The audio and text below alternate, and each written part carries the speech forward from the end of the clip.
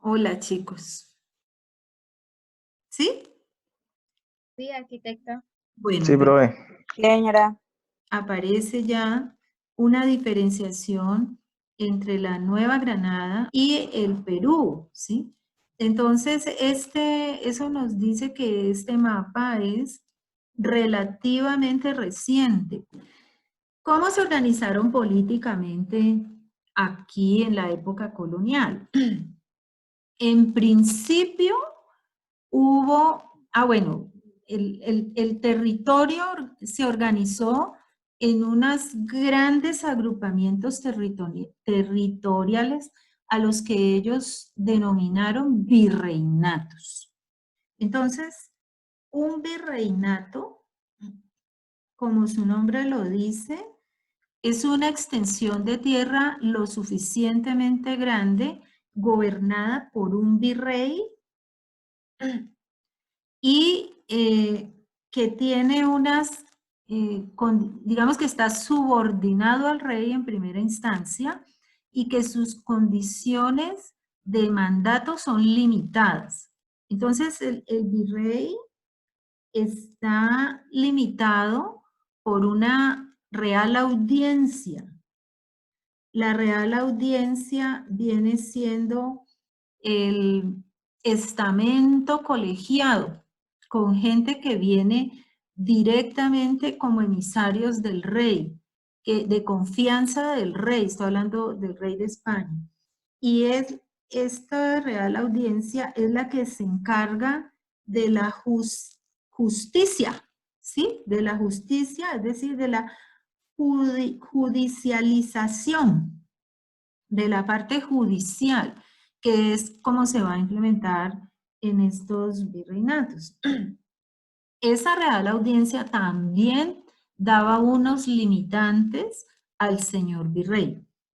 Esos virreinatos estaban subdivididos en provincias, que las provincias son unos territorios bastante grandes.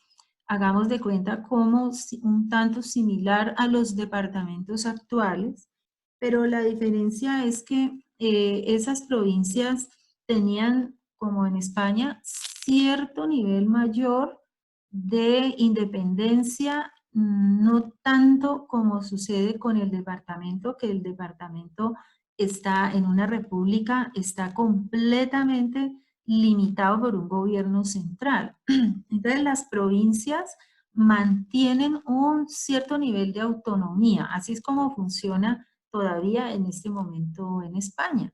Y eso hace que de una provincia a otra haya ciertas situaciones de cambio o variables, digámoslo así, frente a determinadas instancias, ya sean económicas o políticas.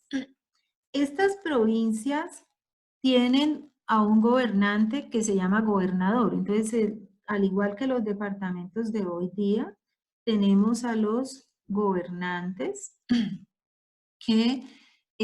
a los gobernadores, perdón, que son los que están a cargo de esas provincias. Más adelante esto se llamó ya gobernación. Estas provincias se llamaron gobernaciones. Entonces, digamos que esta es como la subdivisión que tienen estos virreinatos.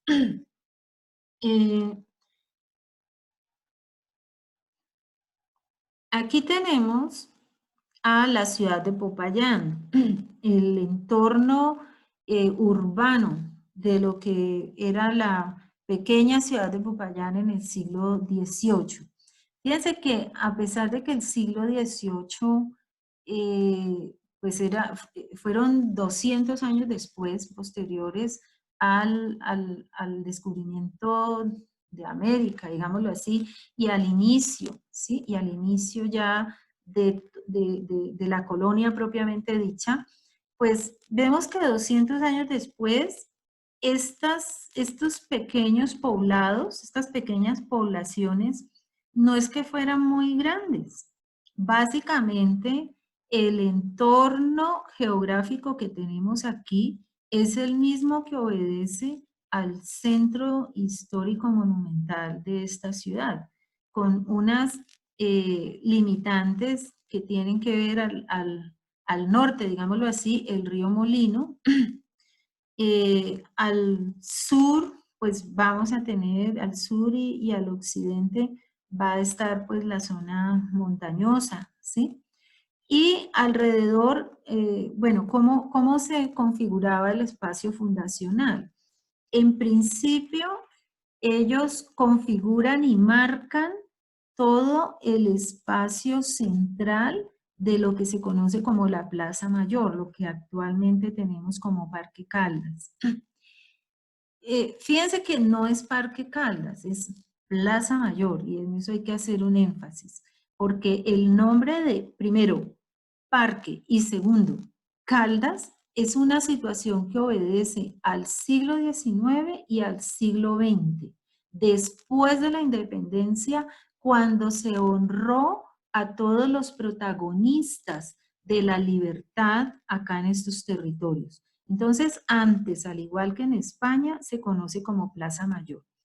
Se hacía un damero, un trazado en damero, ¿sí? Un damero, pues, es una serie de recuadros que están colocados sobre un espacio. Este espacio no obedecía solamente a lo que allí se encontraba antes. No necesariamente ellos, en algunos casos sí, pero en otros obedecía a una situación que estaba predeterminada en las leyes de Indias. Las leyes de Indias fueron, como su nombre lo dice, porque esto se llamaban las Indias todas, como su nombre lo dice, pues fueron el documento que se fue enriqueciendo paulatinamente y arrancan desde la misma conquista, pero a medida que se da la colonia, pues fueron promulgándose estas diferentes leyes y eran leyes que venían dictadas directamente desde España para ser aplicadas aquí, para ser acondicionadas en este territorio.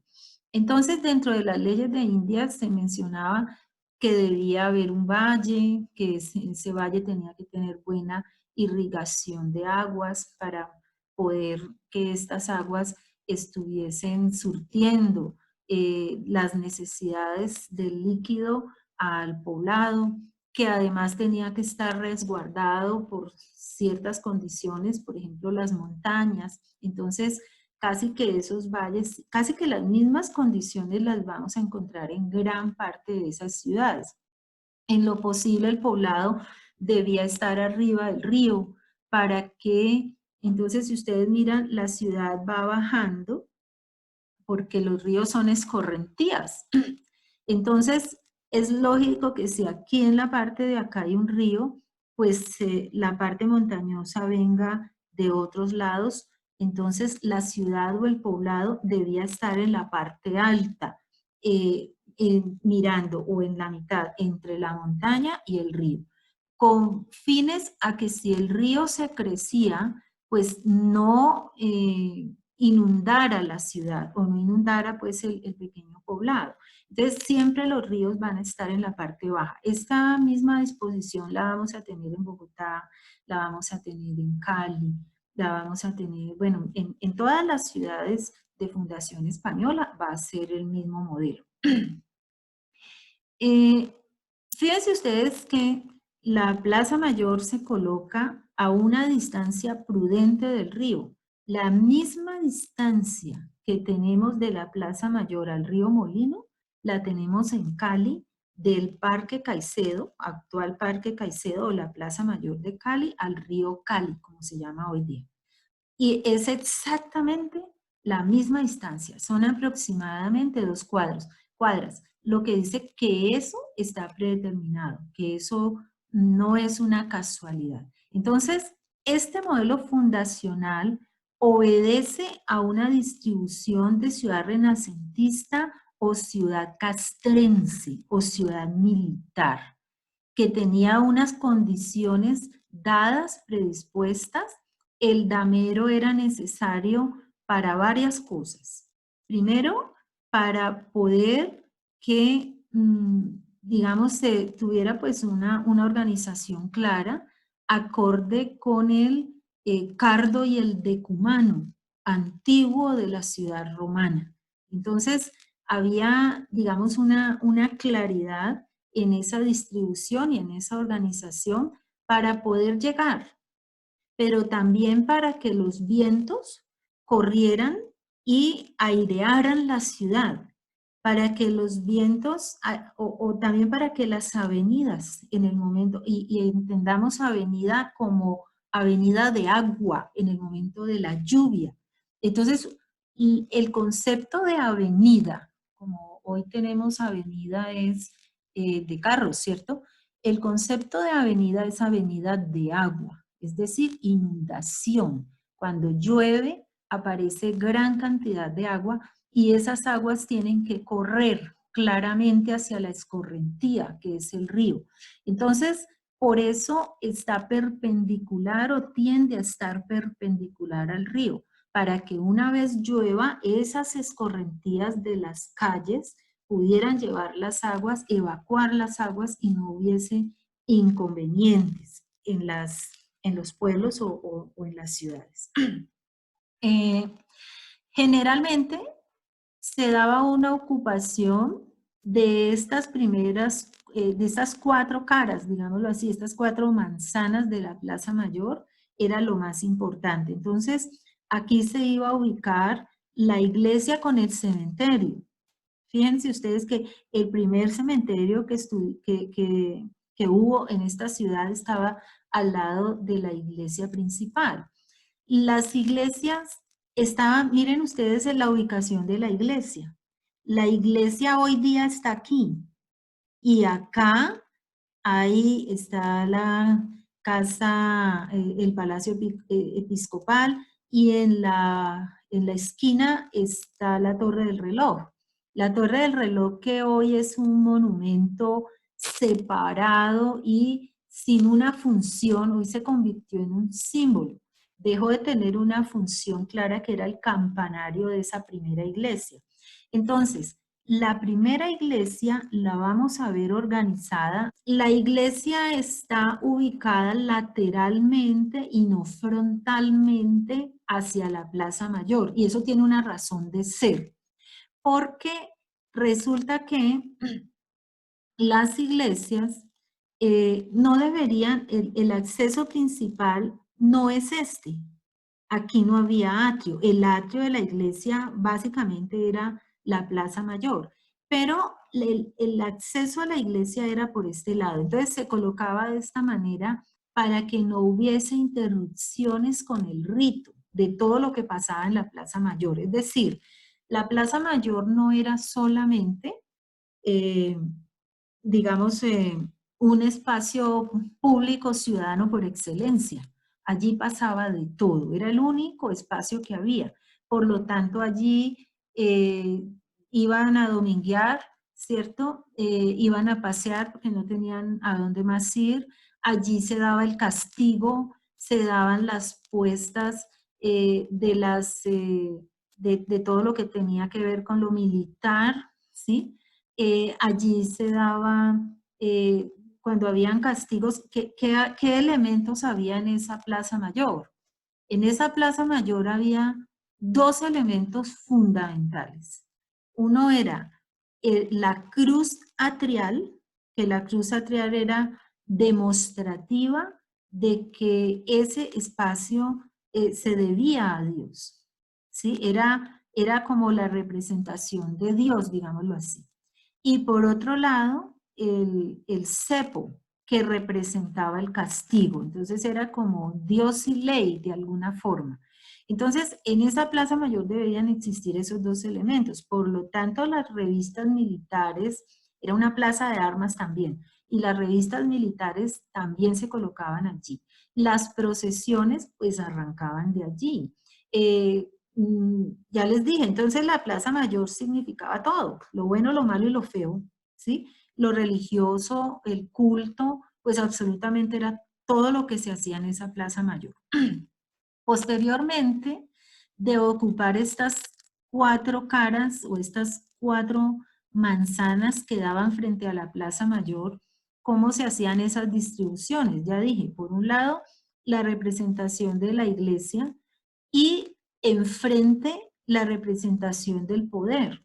Entonces, era muy importante que tuvieran, digamos, como una ubicación frente a frente, lo que daba una circunstancia de paridad, de estar en las mismas condiciones, ¿sí?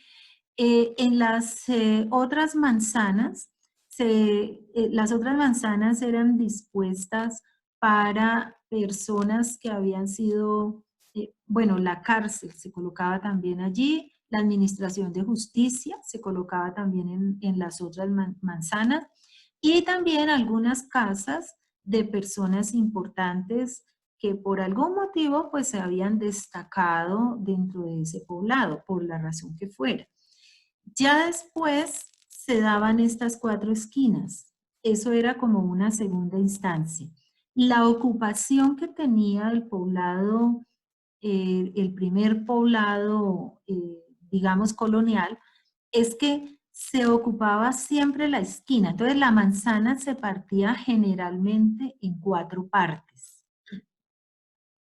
A ver si tengo aquí, ¿sí? La manzanita se partía en 4 partes. Se daba una ocupación de esta manzana en las esquinas. Entonces se ocupaba aquí, se ocupaba acá, que era, digamos, lo que daba de alguna manera o que tenía acceso a la Plaza Mayor, ¿sí? Y la última ocupación era esta que teníamos acá. Entonces, digamos que la Plaza Mayor equivalía al centro de ese poblado, también jerarquizada, y era había una distribución de la ciudad que partía de esa Plaza Mayor. Entonces, eso significa que en la medida que se estaba más cerquita a la Plaza Mayor o en la dirección más equidistante o que pudiera tenerse contacto con esa Plaza Mayor, había un nivel jerárquico, había un nivel de importancia.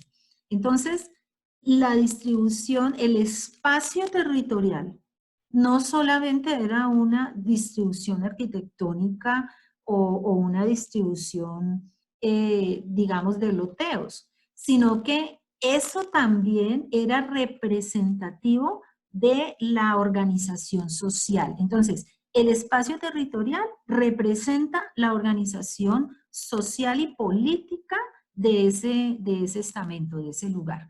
No es como hoy día. Hoy día las personas más prestantes de la ciudad viven lo más lejos posible del centro, ¿sí? Hoy obedece a otra serie de circunstancias. En ese momento era la ubicación, representaba también el nivel social y el nivel jerárquico que se tenía en esa sociedad.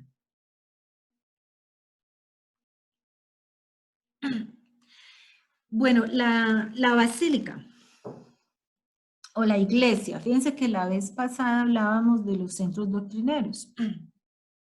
Esta vez vamos a hablar de la iglesia que se conoce como basílica. Bueno, aquí hay que hacer varias salvedades. Hay una diferencia entre estos términos. Una cosa es iglesia, otra cosa es parroquia, otra cosa es basílica, otra cosa es catedral, otra cosa es capilla, ¿sí? Uno piensa que todo eso es lo mismo. No. Las diferenciaciones de esos términos son distintas dependiendo de las diferentes circunstancias en que esos términos se tomen. Entonces, ¿iglesia qué es? Iglesia significa reunión. Viene del griego eclesia y significa reunión. Entonces, la iglesia es la reunión de los fieles para ejercer el culto. Eso es lo que significa iglesia. Por lo tanto, Iglesias son todos los lugares donde se pueda dar esa reunión. Y en ese orden de ideas, si esa reunión se da en un espacio que no necesariamente tenga las condiciones arquitectónicas que nosotros reconocemos como iglesia, pues si se da la reunión, eso se llama iglesia. Entonces el concepto de iglesia no es un concepto de tipología arquitectónica, es un concepto de organización social, es diferente. Parroquia. Parroquia es un espacio de la ciudad. La parroquia o la ciudad, digamos, se dividía en parroquias. Y a cada parroquia o a cada sector de la ciudad es más o menos similar como un barrio, ¿sí? Entonces, esos sectores parroquiales pues estaban determinados por un templo, ¿sí? Ah, bueno, templo es la otra palabra. Templo. Estaban determinados por un templo que era el lugar donde esos parroquianos, digamos que estaban adscritos a ese templo y podían ir allí a ejercer el culto. Catedral. Catedral viene de cátedra. Cátedra es un lugar alto que se coloca en determinado punto para diferenciar esto. Basílica es un modelo arquitectónico que como modelo arquitectónico se lo inventaron los romanos. Básicamente la basílica como modelo arquitectónico es un modelo que obedece, bueno, esto ya es la adaptación de la basílica cristiana, pero como modelo arquitectónico vamos a tener que consta principalmente en planta de una nave principal o central, que es esta que tenemos aquí. Esta nave, esta es la nave principal o nave central. Tiene adicionalmente dos naves laterales o secundarias. Estas naves laterales o secundarias son más angostas, más bajitas también. Si nosotros pudiéramos hacer un corte de esto, digamos que sería la nave central, una cosa así. Me perdonan lo torcido, es que yo soy zurda, pero siempre manejo el cursor. No, esta parte no va cortado aquí. De aquí arranca, ¿sí? Baja aquí y de aquí, uy, de aquí y baja acá. Bueno, esto que ven ustedes aquí en este dibujito mal hecho que les hice, estamos viendo cómo esta es la nave lateral o nave secundaria, y esta de aquí es la nave principal, ¿sí? Ahorita miramos cómo es esa distribución interna. Esta se divide en 12 elementos verticales, digámoslo aquí, que pueden ser o columnatas o pueden ser pilares. De todas maneras, sean columnatas o sean pilares, entre ellos generalmente van a existir arcadas. Estos arcos que vamos a tener aquí, que más adelante los vemos, se conocen como arcos formeros. Entonces, ahorita hablamos un poquitico de eso. Entonces, la basílica, digamos que tiene unos orígenes en Roma, como les decía, y el origen romano es de un edificio que tiene funciones judiciales o funciones comerciales en algunos casos. Judiciales porque allí era que se daba la reunión para hacer la judicialización, digamos así, eran juzgados para poder juzgar pues a la gente que cometía algún delito. Pero también se convirtieron en mercados públicos. Entonces, la función o por qué nace este edificio? ¿Cuál es el objeto? Porque como es un edificio que tiene subdivisiones internas, entonces permite que haya mayor espacialidad. Esa es la razón por la cual estos edificios empezaron a crearse en la ciudad de Roma para poder generar grandes espacios donde se requerían, porque el templo romano tiene unas características distintas a lo que posteriormente va a ser el templo cristiano. Recordemos que el templo romano y el templo griego no necesitaban una reunión interna, no necesitaban que ellos estuviesen reunidos frente a algo. Allí no hay iglesia, allí no hay eclesía, ¿sí? En el templo griego y posteriormente el templo romano, heredado en gran medida del templo griego, el culto se hacía exterior a él, ¿sí? Y el templo, ¿qué es lo que significa templo? La otra palabra. Templo significa casa de Dios. El templo es un edificio que se hace para que habite Dios. Entonces lo que había en Grecia y en Roma eran templos, no habían iglesias, ¿sí? Esos templos o en esos templos se colocaban las imágenes y no podía entrar nadie, porque así como a la casa de cada quien no puede entrar cualquier persona, entonces el templo era un lugar sagrado donde no se podía ingresar al espacio interno de ese templo. Más adelante, en Roma, se hace el primer edificio al cual se puede ingresar internamente, y ese templo es el Panteón Romano. El Panteón Romano es un templo hecho para 7 dioses, siendo el más importante de ellos Marte. Entonces allí por primera vez se da la opción de ingresar. Más adelante, cuando ya la iglesia cristiana y más adelante católica se organiza a partir del paleocristiano, aparece la primera iglesia paleocristiana, que es la de San Pedro de Roma, que es la iglesia hecha por Constantino el Grande, ¿sí? Que la hace alrededor del 320 después de Cristo. Ese primer edificio va a convertirse en la base para hacer en adelante otros edificios religiosos para el culto cristiano, para el culto cristiano, ¿sí? Y este edificio va a tener un modelo similar a este que estamos viendo aquí. ¿Qué significa catedral? Catedral o cátedra es lo más alto. La catedral es un edificio que por su jerarquía oficia un prelado, pues es, digamos, lo que determina que esa cátedra o ese edificio más importante sea el principal de un lugar.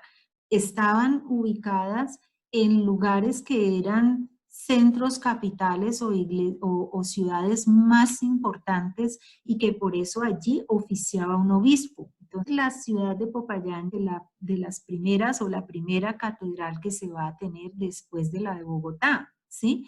Y Popayán se va a tener una catedral. Más adelante, otras ciudades acá, pues empezaron, pero con mucho tiempo después, a tener también iglesias catedrales. Va a convertirse en una iglesia matriz que está dedicada a la Virgen como Madre de Cristo. Entonces, fíjense que la iglesia matriz de aquí, ¿sí? Nuestra Señora de la Asunción, así se llama la iglesia de Popayán. Templo ya lo expliqué. Capilla. Capilla es cualquier espacio dedicado a un carácter religioso, que puede ser conexo a una iglesia o puede ser exento a una iglesia. La capilla es un espacio único, individual, que no tiene subdivisiones internas. No necesariamente tiene que ser grande, es un espacio generalmente pequeñito, ¿sí? Y dedicado para una función única. Entonces, en una capilla son espacios conexos dentro de las iglesias donde vamos a tener diferentes capillas, por ejemplo aquí. Entonces, al lado del presbiterio, al lado y lado, vamos a tener una capilla y otra capilla, es decir, espacios pequeños, reducidos, dedicados a una función específica. Les decía que, por ejemplo, se dedican a un oratorio que puede ser pues a la Virgen, un espacio reservado solo para la Virgen, para algún santo también en algunos casos. Entonces, las capillas no necesariamente se dedican a lo que tenga que ver con Jesús. Por ejemplo, en las iglesias abaciales, que son las que están ligadas a un claustro, es decir, que pertenecen a un convento. En esas capillas vamos a encontrar ya receptáculos dedicados solamente a algún monje especial, ¿sí? A San Francisco de Asís, por ejemplo, ¿sí? Eh, eh, puede ser que se dé una capilla especial para la persona que funda la comunidad religiosa. Bueno, aquí vemos el interior de Santo Domingo. Y vemos lo que ya les había mencionado. Entonces, desde el punto de vista espacial, esta iglesia, vamos a llamarle así para que no haya confusiones, esta iglesia, pues hay una arcada, estos se llaman arcos formeros. Los arcos formeros son los que separan la nave central o principal de las naves laterales. Las naves laterales generalmente son deambulatorios, es decir, circulaciones. Generalmente se dedican solamente al paso de la gente para que no interrumpa lo que está sucediendo en la nave principal, donde están las sillas. Al fondo vamos a tener el presbiterio, la separación entre la nave central y el presbiterio, que es lo que está en el fondo, la vamos a tener a partir de un arco enorme que se conoce como arco toral. Creo que ya lo habíamos mencionado en la clase anterior en las capillas doctrineras. En la parte superior, aquí vamos a encontrar una serie de lucetas. Estas no son ventanas, son lucetas abocinadas. Significa que van a tener una amplitud mayor en la parte interna y una amplitud menor hacia el exterior, por eso lo abocinado. Entonces, si nosotros miráramos el muro, digámoslo aquí el muro, este es el muro, ¿sí? Esto de acá es exterior, este es el exterior y este de acá es el interior. Entonces, esto generalmente va a ser o de esta manera o a veces de esta manera también. Aquí vamos a tener todo va a ser el corte, ¿no? Para acá. Entonces, en esta parte exterior, pues vamos a tener una abertura menor y la idea de la bocina es que la luz ingrese. Entonces, esta abertura, digámoslo así, o este corte en diagonal que vamos a tener al interior es para que haya pues una mayor, digamos que haya una expansión en este sentido de lo que viene siendo pues ese ingreso de luz.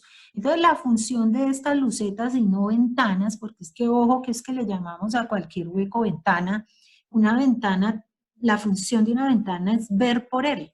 Entonces yo las ventanas no las puedo tener allá arriba a 10 metros de altura. Las ventanas las tengo que tener a una distancia donde yo efectivamente puedo mirar por ellas. Entonces, todo lo que esté fuera de la opción de tener acceso se llama luceta o lucernario. También es factible que lo tengamos. Si va en la parte de arriba, pues claraboya, ¿sí? Entonces, dependiendo de la ubicación, pues también va a tener un nombre distinto. Esta luceta, miren que ahí vemos que está cumpliendo su función, ¿sí? Porque el espacio pues está perfectamente iluminado. Estos arcos formeros tienen como función horadar este muro principal para poder y generar también el paso, ¿no? La función del arco formero pues es sustentar el muro, obviamente, pero permitir la comunicación entre la nave lateral y la nave central. Ah, bueno, y estos elementos que sostienen los arcos, ojo, el arco va de aquí a acá. El arco es esto. Este de aquí para acá no es arco, ¿sí? El arco lo sostiene una imposta. Se llama imposta, que es de donde arranca el arco. De aquí para acá tenemos pilares. Los pilares son de base cuadrangular. Si fuese redondo, llamaríamos columnas. Y esto sería una columnata, lo que tuviéramos allí sosteniendo una arcada, que es todo esto que tenemos acá. Pero en este caso, pues está sostenido por grandes pilares. Al fondo, ¿qué tenemos? Tenemos un retablo. El retablo es, como su nombre lo indica, es porque se hace de tabla, ¿sí?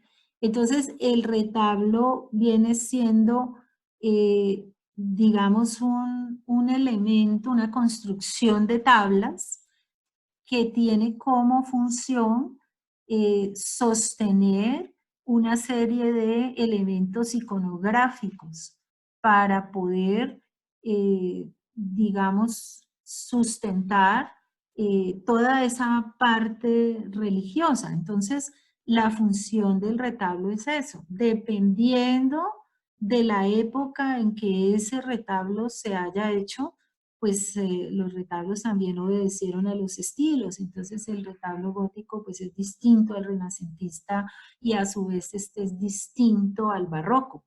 Nosotros acá tenemos retablos barrocos porque aquí en América y principalmente en Nueva Granada, pues vamos a tener el retablo, el barroco neogranadino, que es como se llama toda esta corriente estética que fue la que imperó acá y con la cual se erigieron los edificios religiosos de la colonia americana. Bueno, acá dice, cubierta con artesa de 2 faldones y almizate con 12 tirantes a la vista, estructura en par y nudillo. Bueno, cubierta con artesa.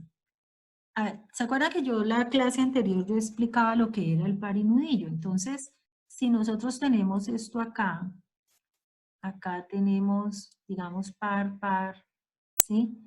Acá tenemos el nudillo, que les decía yo que estaba en el tercio, y acá tenemos el tirante. Este espacio que se me genera aquí,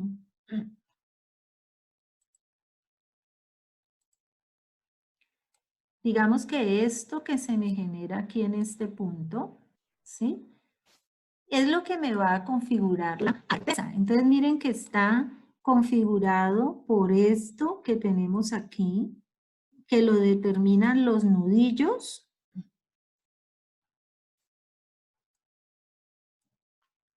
Y como su nombre lo dice, tiene una forma como de una, ¿qué es una artesa? Una artesa es un objeto que tiene una forma donde el fondo es más angosto que la parte superior o la boca de ella. Entonces, estos puntos de aquí, donde van a estar, digamos, las subdivisiones de estos faldones, ¿sí? Entonces son las que me van a determinar, pues, esas artesas y en la forma de la artesa. Y en la parte inferior, pues, van a estar todos los tirantes. Almizate es lo mismo que armadura, ¿sí? Una armadura, como su nombre lo dice, es la organización de una serie de elementos unidos para formar una estructura. La armadura de la cubierta es toda esa estructura de cubierta que se hace uniendo pues todos esos elementos. Aquí tenemos la nave lateral del mismo Santo Domingo. Acá tenemos otros retablos que aquí les han llamado altares menores. Los altares menores también tienen unos retablos. En esos retablos hay una parte inferior que llamamos banco, que generalmente el banco pues es una estructura que puede ser de ladrillo sobre la cual se coloca el retablo como tal, y esta parte de estructura de ladrillo y todo esto se recubre con talla de madera y con lámina de pan de oro. Entonces esa es la característica principal de la, digamos, la decoración de todas las, lo que en el barroco americano pues acá se utilizó, acá se hizo. ¿Qué más dice ahí? Rematan cada una en una capilla colateral al presbiterio. Presenta cielo raso con envigado en pendiente a la vista, que es lo que estamos viendo acá. El presbiterio, que lo vamos a tener en el fondo. Aquí se menciona pues el arco toral elaborado en ladrillo cortado.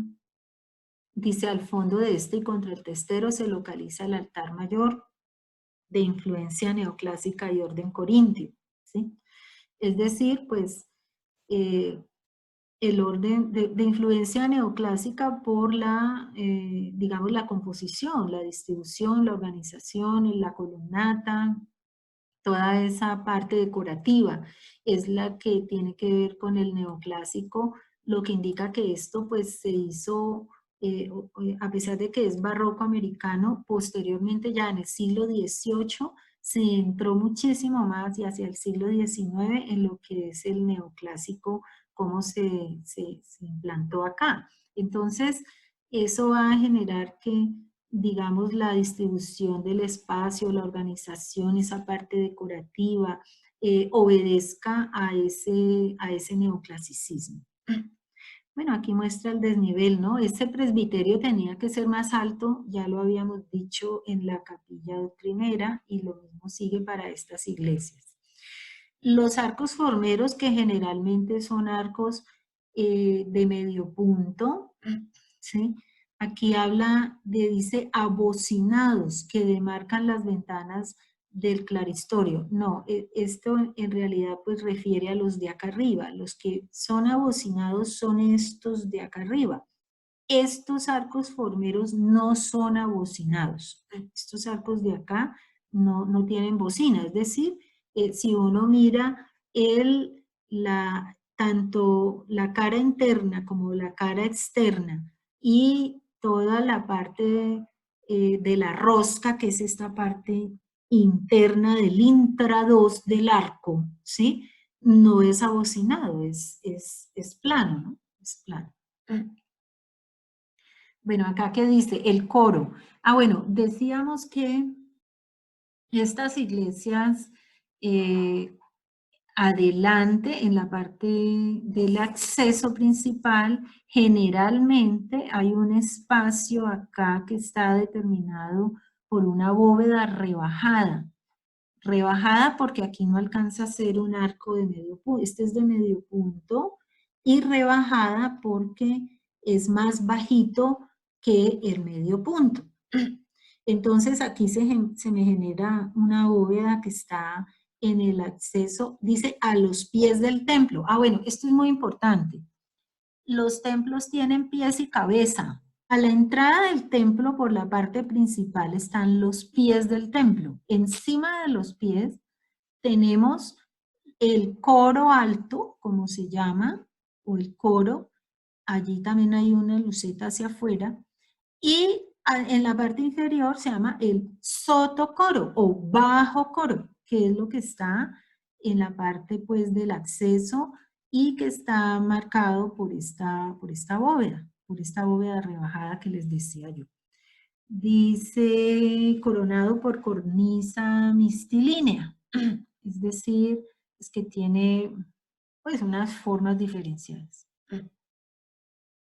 La torre campanario es octogonal en los dos cuerpos superiores. Bueno, cuando hablamos de cuerpos y calles, ¿qué son cuerpos?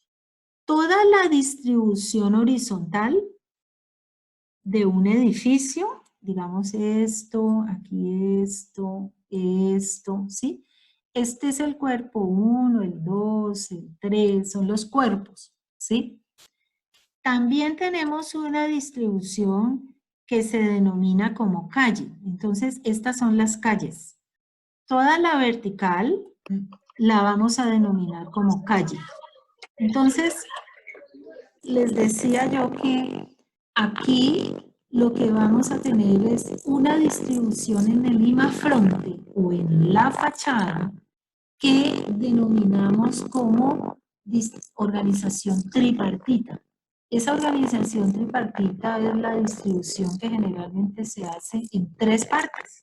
Entonces vamos a tener 3 cuerpos y 3 calles. Eso nos da una distribución de 9 elementos, donde generalmente en el elemento central, esta distribución viene desde mucho antes, desde mucho atrás. Principalmente tiene unos antecedentes en la Edad Media. Entonces vamos a tener que este óculo principal, o el óculo es un ojo, ¿sí? Es un elemento centralizado, es generalmente circular, ¿sí? Es a su vez casi que el corazón, es el centro geométrico del edificio.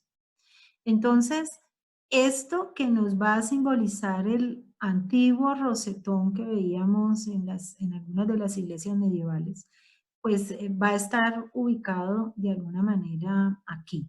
Bueno, ¿qué es el barroco americano?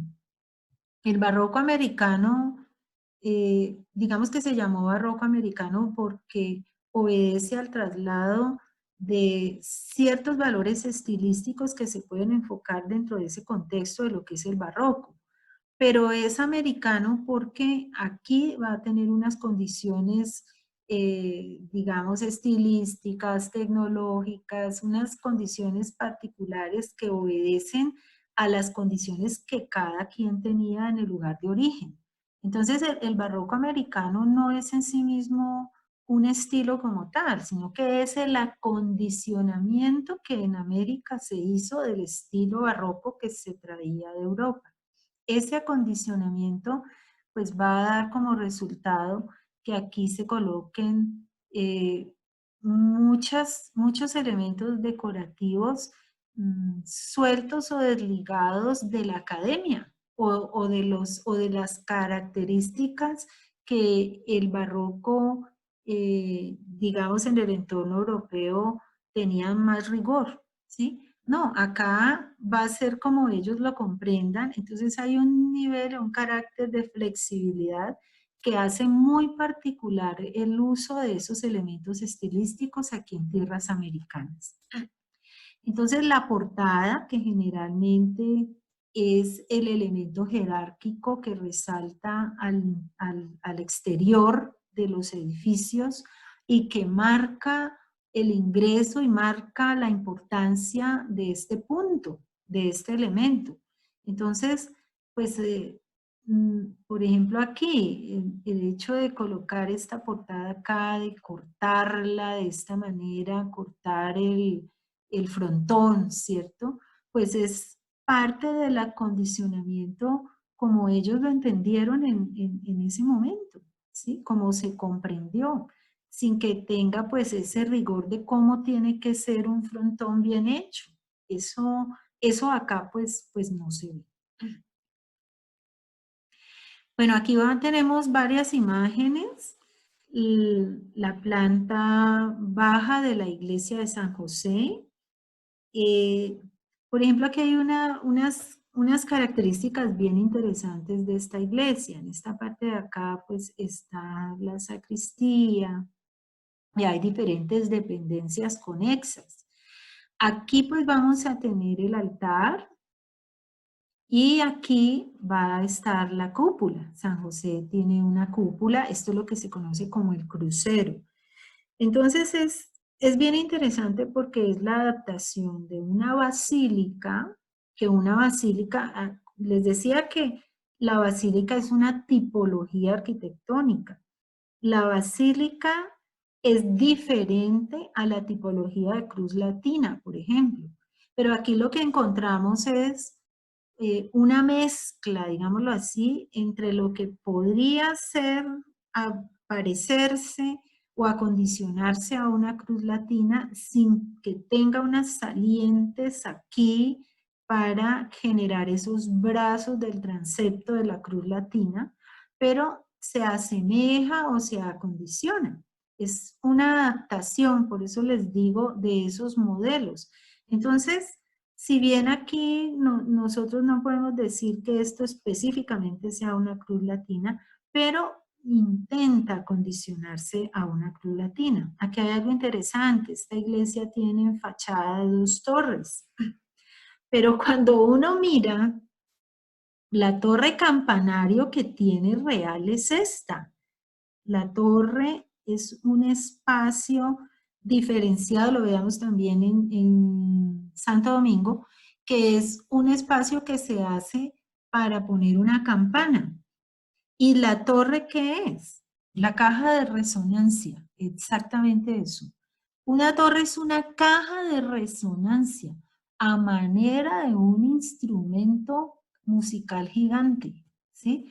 Como por ejemplo ustedes miran una guitarra por ejemplo, ¿sí? Hay una caja de resonancia enorme, un piano, una flauta, bueno, qué sé yo, los instrumentos tienen, algunos de ellos, tienen esas cajas de resonancia para poder que, como su nombre lo dice, magnificar el sonido. Entonces la torre tiene esa función. Por eso en las torres, quien ha subido a una torre campanario, eso es miedosísimo, porque se va a tener una especie de escalinata que va a estar lo más pegada posible al exterior, en las paredes de la torre, para tratar de que no interfiera con esa resonancia de las campanas. Entonces, lo ideal sería poder acceder por un lugar externo para que la caja de resonancia pues estuviera lo más limpia posible, ¿sí? Porque la intención es que ese sonido de la campana a través de esa caja de resonancia pues pueda llegar lo más lejos posible. Entonces, las cajas de resonancia o esas torres como tal campanarios solamente las vamos a tener en iglesias de 3 naves. Las iglesias de 3 naves, recuerden que las habíamos dicho la clase anterior, no están en entornos rurales, son urbanas, eminentemente urbanas. Y son o abaciales, pero en los conventos masculinos, son matriciales, ya expliqué que es una iglesia matricial, y son parroquiales, también ya expliqué que es una iglesia parroquial. Entonces, las iglesias de 3 naves solamente pueden estar al interior de las ciudades. Las únicas que pueden tener torre campanario son las iglesias de 3 naves. La iglesia de una sola nave, tipo la ermita, por ejemplo, o las que tenemos allá en la iglesia de Yanaconas, o la iglesia del Alto Cauca, por ejemplo, que son capillas, ¿sí? Esas solamente pueden ser de una sola nave, al igual que las iglesias de los conventos femeninos, como la Encarnación o como la del Carmen, como pues uno de los ejemplos. Bueno, entonces les decía que esto de aquí aparenta ser una torre, pero no es una torre realmente, no tiene función, ¿sí? No tiene función, la que tiene función es esta. El campanario de San José es este. Esta torre de acá es falsa. Es una torre que no tiene ningún tipo de función. ¿Qué función tiene? Decorativa, servir de par, a la Real Torre Campanario, que es la del lado de acá, ¿sí? Para que, pues, digamos que haya una equivalencia debido a ese carácter neoclásico, digámoslo así. Entonces esa es la función de esta aparente torre, pero fíjense que allí también se hacían cosas que no servían para nada, o que la función es hacer que se viera pues el par de torres, pero que realmente pues no tienen un uso. La fachada lateral de San José, con la torre real en esta esquina, y la torre estaba al exterior para poder que tuviera esa salida, ¿no? Hacia todos lados. Fíjense que lo lógico es que la torre sea esta y no esta, porque esto está al interior, o sea, había una lógica constructiva, había un sentido real. La campana de aquí para acá es que sale, ¿no? El sonido para el exterior. Y tiene pues su cúpula con una linterna en la parte superior. Este elemento tiene un carácter o una función de iluminación. Bueno, aquí tenemos la iglesia pues la más bonita de todas, que es San Francisco. San Francisco, lástima la imagen pixelada. Voy a intentar cambiarle y ponerle una imagen mejor. Está en el imafronte, la fachada se llama o fachada o imafronte. Aquí tiene una sola torre campanario, lo que nos muestra también que esta iglesia pues es más antigua que la iglesia que tenemos enseguida, que tiene un carácter, la de San José que les mencioné, que tiene un carácter más neoclásico, ¿sí? Estas iglesias generalmente van a tener, pues acá, en este entorno, una sola torre campanario. Aquí, pues vamos a tener un cuerpo, y acá el segundo cuerpo y el tercer cuerpo en ese imafronte, como ya les había mencionado, que tiene pues unos arcos mixtilíneos con una serie de elementos verticales. Esta pues, la fachada de San Francisco, aunque tiene una decoración barroca, realmente la composición es renacentista, es decir, su organización, su distribución, su parte compositiva obedece más al momento renacentista que al momento barroco. Pero, ¿qué es lo que la hace barroca? Por ejemplo, el que las columnas que están separando una calle de otra, pues estén sueltas. El barroco intentó soltar los elementos, hacer dinámico el muro de la fachada. Entonces, el muro renacentista es plano, la decoración es plana. Generalmente no hay columnas, sino pilastras. Aquí vamos a entender que hay columnas y que esas columnas están sueltas, tratando de mostrar un dinamismo muy interesante en esos elementos decorativos. Eso es lo que la hace barroca, entre otras cosas.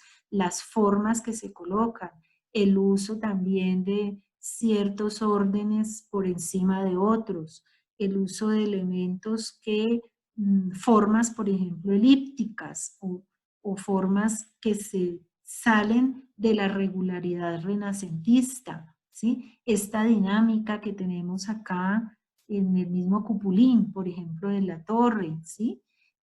Bueno, hay las columnitas que están acá sueltas también y que se brotan. Todos esos elementos decorativos salidos de la fachada, externos a la fachada, exentos si se quiere, son los que hacen que esa decoración se integre más al contexto del barroco que al contexto renacentista. Todo el atrio, este es el atrio.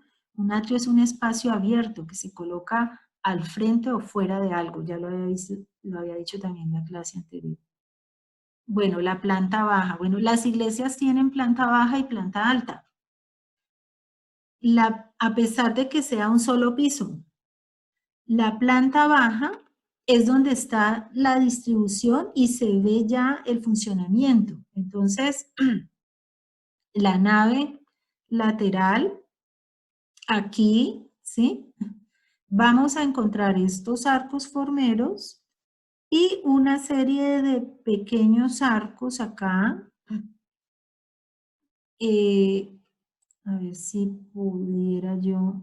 Eso, aquí la planta alta. Volvamos a la anterior. Estos pequeños arcos acá van a determinar, digamos, una organización acá como en pequeñas capillas, y aquí siempre se van a intentar colocar los altares menores, a diferencia de este altar principal. Acá, la planta alta, fíjense que en la planta alta entonces se cortan las bóvedas que hay en esas capillas, y se ve solamente la nave principal, ¿sí? Acá tendríamos el presbiterio, los cupulines que tenemos acá en la parte del fondo. Y aquí aparecen otros arcos.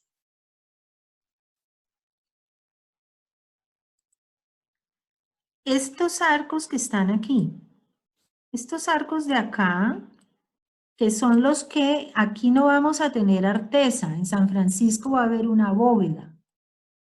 Estos arcos que están aquí, que están ligados a la estructura de los formeros, porque esto acá en los formeros, digamos que esto vendrían aquí los pilares y estos serían los formeros, ¿cierto? Si miráramos el muro a lo largo. Estos están ligados por la parte de acá arriba, se llaman fajones, arcos fajones, que son los que fajan la bóveda principal, la bóveda de la nave principal, ¿sí? Estos arcos tienen una función, un carácter distinto a este. O sea, un arco formero es diferente a un arco fajón, o un sinónimo de fajón es perpiaño. Entonces estos arcos se llaman fajones o perpiaños. Acá también tenemos un coro, un sotocoro. Aquí hay un error. Esto no es sotocoro, esto es coro, porque aquí estamos mirando en la parte de arriba, ¿sí? Y esto también es presbiterio y la cúpula, pues, que está aquí. Campanario, el campanario aquí de un lado. Bueno, esto ya lo habíamos visto. La fachada principal, que algo pues lo mencionamos hace un momento. Bueno, aquí en el interior. Bueno, aquí en estos cortes de San Francisco, les decía, miren que aquí se ve la bóveda con unas lucetas que, como hay una bóveda, pues estas lucetas no están en el muro, sino que están en la bóveda, salen a la bóveda. Entonces, estos salientes de estas lucetas a la bóveda se llaman lunetos. Y el nombre lo trae porque se llama así porque son como unas lunas, y son unas, digamos, al cortar la bóveda, se genera allí una bóveda de crucería. Entonces el luneto es un crucero, es una bóveda de crucería, algo que se le inserta a la bóveda principal. Aquí vemos los perpeaños o fajones y los formeros. Fíjense que estos tienen forma y función distinta realmente. Y estos son los arcos perpeaños o fajones de la bóveda. Estos son los lunetos, las lucetas. El luneto es este, la luceta es esta, ¿sí? La bóveda que allí se ve dibujada. Y acá tenemos unos camarines cerca al altar, que son unos salientes que se han colocado allí, la cúpula, la linterna, los cupulines.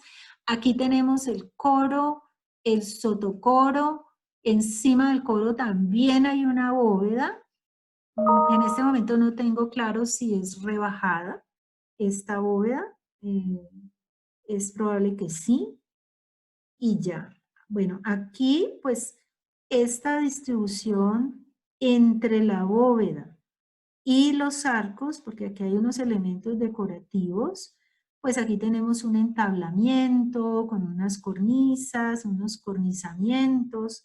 Acá también vemos el mismo camarín, ¿sí? Fíjense que la parte elevada que tenemos el presbiterio, este es el presbiterio que siempre va a estar en una parte más elevada. Y aquí nos sale de este lado en alguna parte, aquí en madera, ¿sí? No se alcanza a ver. Tenemos una tribuna, una especie de tribuna que sobre la nave, bueno, esto tiene, estas naves tienen nombres diferentes. Esta nave del lado izquierdo, esta nave del lado derecho se llama la nave del Evangelio y esta de acá se llama la nave de la epístola. Se me había olvidado colocar eso acá. Esta se llama la nave de la epístola. Bueno, me queda muy difícil escribir. Y acá, la nave del Evangelio. Evangelio. Eso voy a intentar colocárselo porque yo les voy a compartir estas presentaciones, las voy a subir a la página. Vamos a dejar por ahora ahí. Hola. Ok, Listo, profe. arquitecta, muchas Muchas gracias. gracias, profe. Bueno, con mucho gusto, chicos. Que esté muy bien. Igualmente, cuídense mucho. Cuídense Lo mismo. mucho. Bueno, Quédense Gracias, Hermano. profe, que esté muy bien, que la bueno, pase muy bien. gracias. Gracias. Ustedes también. Gracias, muy amable. Hasta Bueno, Que luego. disfrute la Semana Santa, profe. bueno, igualmente, chicos. Igualmente Mucho para pescado. Que salga mucho. Mucho pescado. Caminará bastante, profe. bueno, vale. Bueno, chao, chicos. Nos hablamos.